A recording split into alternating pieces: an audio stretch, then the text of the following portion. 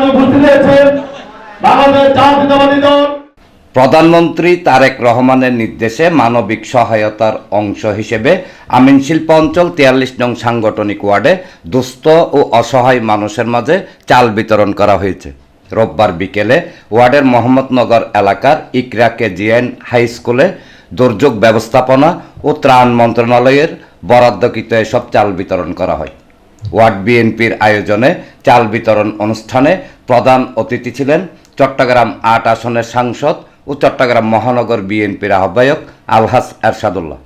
প্রধান অতিথির বক্তব্যে সাংসদ এরশাদুল্লাহ বর্তমান সরকারকে জনগণের সরকার ও মানবিক সরকার উল্লেখ করে বলেন, শহীদ রাষ্ট্রপতি জিয়াউর রহমানের দেখানো পথেই এগিয়ে চলেছেন প্রধানমন্ত্রী তারেক রহমান।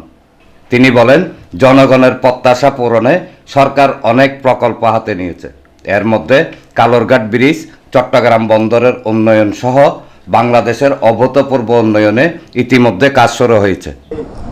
আজকে এক সরকার 17 ফেব্রুয়ারি ক্ষমতা নিয়েছে, 6 মাস এখনো হয়নি, 5 মাস কি 4 মাস, এরই মধ্যে অনেক প্রকল্প হাতে নিয়েছে। বিশেষ করে তিস্তা প্রকল্প, বিশেষ করে পদ্মা সেচ প্রকল্প, যেগুলি আমাদের দেশের জন্য অত্যন্ত প্রয়োজন। মঙ্গলাবাদের উন্নয়ন, চট্টগ্রাম বন্দরের উন্নয়ন এবং আমাদের কালুরঘাট ব্রিজ থেকে শুরু করে বিভিন্ন পদক্ষেপ এই সরকার নিয়েছে। আমি মনে করি এই সরকার জনগণের মাধ্যমে নির্বাচিত হওয়ার কারণে বাংলাদেশের জন্য অভূতপূর্ব উন্নয়ন হয়। সেই পরিকল্পনাগুলি, সেই কর্মকাণ্ডগুলি, সেই কর্মসূচিগুলি সরকার শুধু হাতে নেই, এগুলি ইতিমধ্যে কিছু কাজ শুরু করেছে।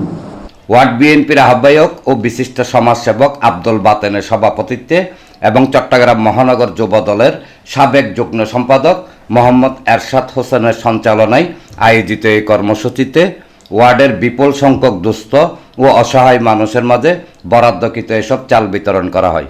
অনুষ্ঠানে বিশেষ অতিথি ছিলেন চট্টগ্রাম মহানগর বিএনপির যুগ্ম আহ্বায়ক আরিউ চৌধুরী শাহিন, সদস্য ইস্কান্দর মির্জা, জাফর আহমেদ, চট্টগ্রাম মহানগর বিএনপির সাবেক সহশ্রম বিষয়ক সম্পাদক মোহাম্মদ আবু মুসা, বিএনপি নেতা আশরাফ উদ্দিন, পাঁচলাইশ থানা বিএনপির সাবেক সাধারণ সম্পাদক মনির আহমেদ চৌধুরী, ওয়ার্ড বিএনপির সাবেক সভাপতি অ্যাডভোকেট এফ এ সেলিম ও সাবেক সাধারণ সম্পাদক হাজী কামরুল ইসলাম।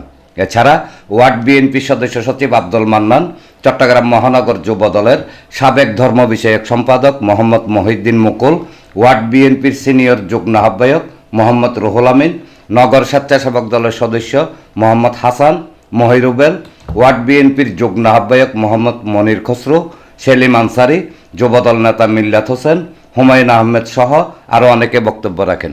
তারেক রহমানকে আপনি দোয়া করবেন, কারণ উনি মানবিক একজন প্রধানমন্ত্রী।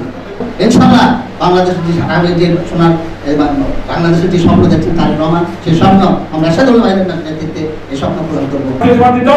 দেশের গণতন্ত্রের মানুষ পুত্র শহীদ জিয়া, তাই এই দলের নেতা কর্মীরা যদি ঐক্যবদ্ধ হয় বাংলাদেশ শান্তিতে থাকবে। তাই এইভাবে এলাকার প্রতিটি রাস্তাঘাট, কোন মসজিদ মাদ্রাসা উনি ফোন দিয়ে বিভিন্ন নেতাদের মাধ্যমে আপনার এগুলো কালেকশন করছে জনগণের সেবা করার জন্য। একটা আমাদের আশা ছিল এমন একজন এমপি আমরা তৈরি করব, ইলেকশনের পরে যেন আমরা ওনাকে কাজে লাগাইতে পারি। আজকে আমরা সেরকম একটা এমপি পেয়েছি। আমাদের এমপি মহোদয় একাধিকবার এই এলাকায় পদচারণা করেছেন। ইনশাআল্লাহ আমাদের এরশাদুল ভাইয়ের নেতৃত্বে আমাদের 41 নম্বর ওয়ার্ডে এই গলিতে প্রত্যেকটা জায়গায় আমাদের উন্নয়নের ছোঁয়া লাগবে। এরশাদুল ভাই এখানে বক্তব্য দেওয়ার মতন আমাদের আরো মেহমানদেরকে বক্তব্য দেওয়ার জন্য আমরা সুযোগ দিয়ে আমার বক্তব্য শেষ করলাম। অত্র আব্দুল বাতেন এবং আব্দুল মোহাম্মদের নেতৃত্বে সাবেক বিএনপি সভাপতি, সাধারণ সম্পাদক, মহানগর যারা আছে সবাই ঐক্যবদ্ধভাবে আমরা সেই রাজনীতি করি যে রাজনীতিতে মাটি ও মানুষের নেতৃত্ব করার জন্য আমরা কাজ করি। আমাদের এই দল সামনের আগামী সোপান তারেক জিয়ার যে রচিত কর্মসূচি 31 দফা বাস্তবায়নে আমরা সফল হব। এনামুল হক লিটন, প্রগতি 24 টিভি।